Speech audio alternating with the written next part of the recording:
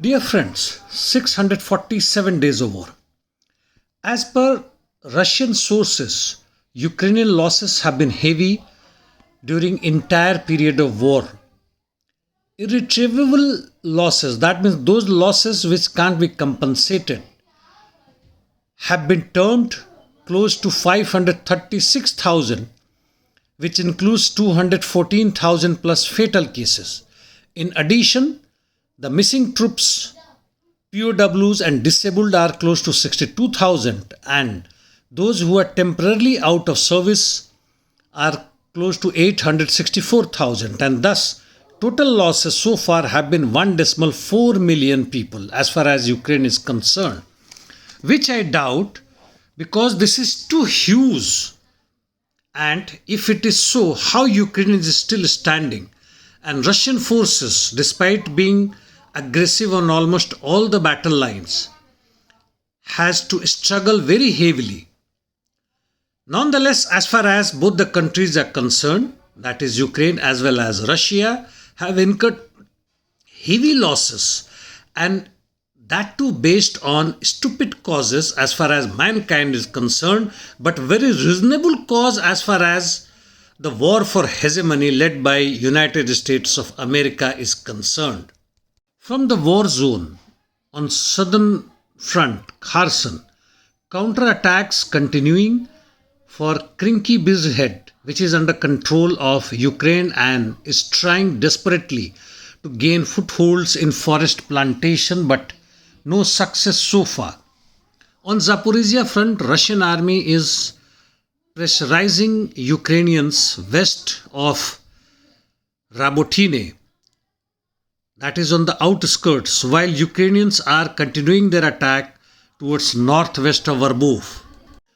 On Rimivki salient, Russian army continuing operation near Staromayorsky, no significant changes. North, there have been some gains as far as Russians are concerned.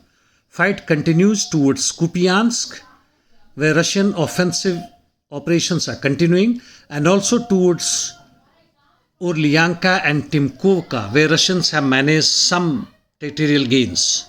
In east, as far as the entire Donetsk front is concerned, Russian army is assaulting at various fronts including Novo-Mikhailovka, Marinka, Pirvo-Mayeski, Sivorne, Avdiivka, Bakhmut front.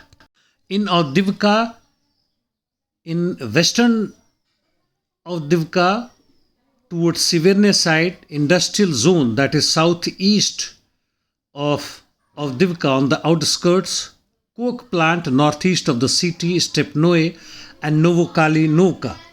It has managed some gains towards Stepnoe, Sivernoe, as well as towards Tonenkoe and Novokalinovo direction. On Bakhmut front, Russian army continues attacks on northeast of Klishivka, but no success. However, towards Kromov and Barkhovka side, Ukrainians did conduct some limited counterattacks, but no gains. On the contrary, the Russians advanced towards Bogdanovka. Marinka, where Russians are continuing their offensive in the last part of western city, have again managed some gains. Earlier it was said that close to 5 to 6% territory of Marinka was held by Ukrainians, but this morning there are information that Marinka has fallen, but it doesn't seem so. Russian army did advance towards southwest and taken many establishments, the buildings and localities, which is highly dug out, and Ukrainian defense is very successful so far since last 1.5 years. Nonetheless, due heavy counter-interdiction missions and uses of FAB 500 bombs, the Ukrainians are retreating slowly. It may be that they are holding some parts of Marinka in western and as well as on the outskirts. On interdiction missions, the Ukrainians used UAVs to attack Bryansk, Donetsk regions, while Russian army used missiles as well as UAVs to strike Ukrainian facilities during night and also during early morning towards Nikolaev, Kherson, Zaporizhia, Dnepropetrovsk, Kryvyi Rog.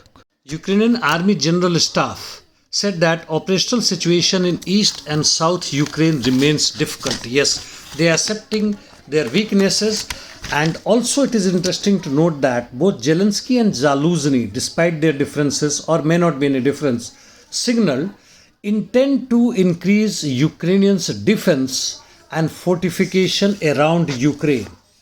Now, little bit on Israeli-Palestinian war front, where war has restarted.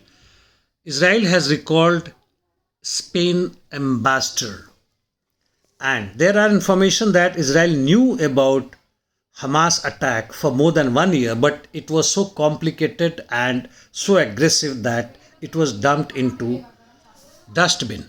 In the fresh assault, the IDF has bombed various parts of Gaza and killed more than 60 people. Palestinians too have started hitting IDF positions, and heavy rocket strikes are reported on Tel Aviv.